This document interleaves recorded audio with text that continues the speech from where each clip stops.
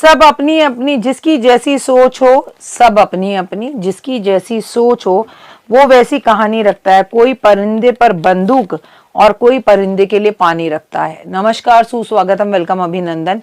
मैं हूं आपके साथ आपकी अपनी होसन दोस्त डॉक्टर वायरा की। आपका स्वागत अभिनंदन करती हूं आपके, मेरे और माता रानी के इस खूबसूरत से यूट्यूब चैनल पर। कैसा है मेरा ये संसार? आप दिन दुगनी रात चौगनी तरक्की करें।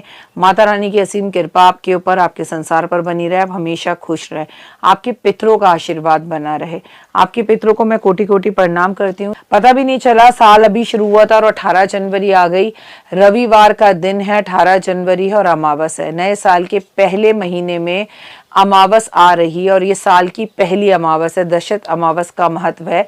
क्या है ये अमावस, मैं आपको बताऊंगी। इससे आपको बता दूं कि अमावस की तिथि हमारे पितरों को समर्पित होती है। इस दिन किसी को मिलता है आशीर्वाद। एक एक बात बताऊंगी, लेकिन सबसे पहले अमावस का महत्व। अमावस का दिन पितरों को आत्मा की शांति के लिए होता है और कहते हैं उन्हें छुट्टी मिलती है, वो धरती पर आते हैं और आपके और हमारे घर पर वास करते हैं या पीपल के पेड़ पर वास करते हैं। तो इस दिन हमें श्रद्धा से उनका तर्पण पिंडदान जरूर करना चाहिए।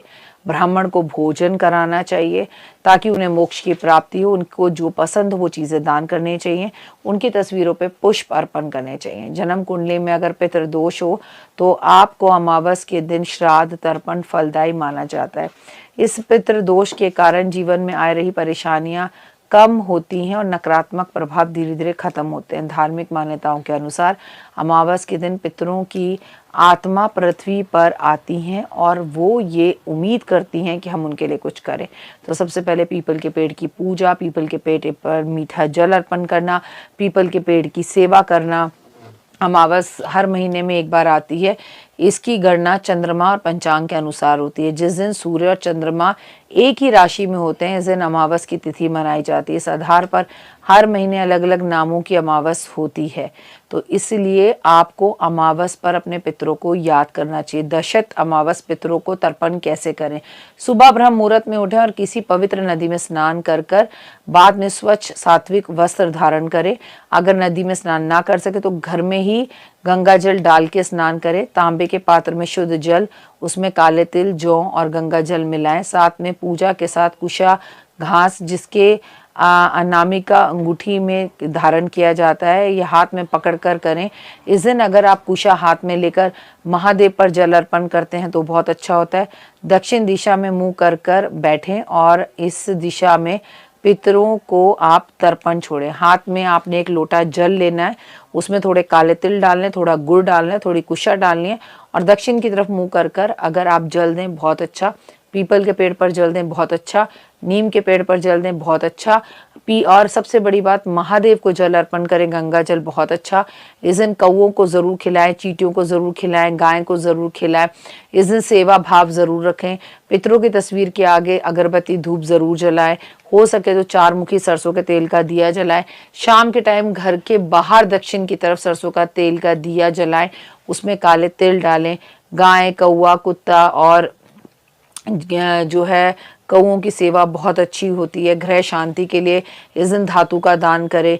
कहते हैं पीपल के पेड़ की पूजा और 7 परिक्रमा आपको माला माल कर सकती है। काले तिल का दान जरूर करें और याद रखिए कि आपको इस दिन गुस्सा नहीं करना। अमावस पर बाल नहीं काटते, नाखून नहीं काटते, बाल नहीं धोने चाहिए, इसे अशुभ माना जाता है। मांस, मदिरा, प्याज, लहसुन, तामसिक भोजन नहीं करना चाहिए। गुस्सा झगड़ा नहीं करना चाहिए। किसी को भूखा अपने घर से वापस नहीं भेजना चाहिए।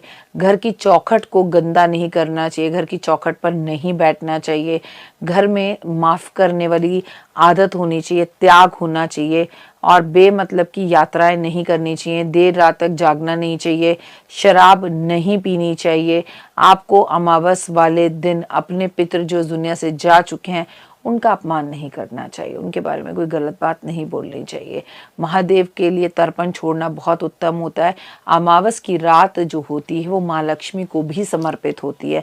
तो महालक्ष्मी के लिए रात को जागकर श्री सूक्त का पाठ करना, घी का दिया जलाना, गुलाब के पुष्प अर्पण करना, महालक्ष्मी को याद करना आपके जीवन में सुख, समृद्धि, वैभव और यश लेकर आता है और मान सम्मान और प्रतिष्ठा को बढ़ाता है। अमावस के दिन चींटियों को खाना जो देता है जीवन में सदैव सदैव सुखी रहता है। याद रखिए कि हम अक्सर अपने उन लोगों को जो इस संसार से जा चुके हैं उन्हें भूल चुके हैं, अगर आप उनको जीवन के अंदर याद करना चाहते हैं तो सबसे पहले उनकी पसंद की सारी चीज़ें अमावस पर बनाकर आपको दान करनी चाहिए। फिलहाल मुझे दीजिए इजाज़त, अपना आप लोगों का रखिए खास ख्याल। कमेंट्स में जय माता दी।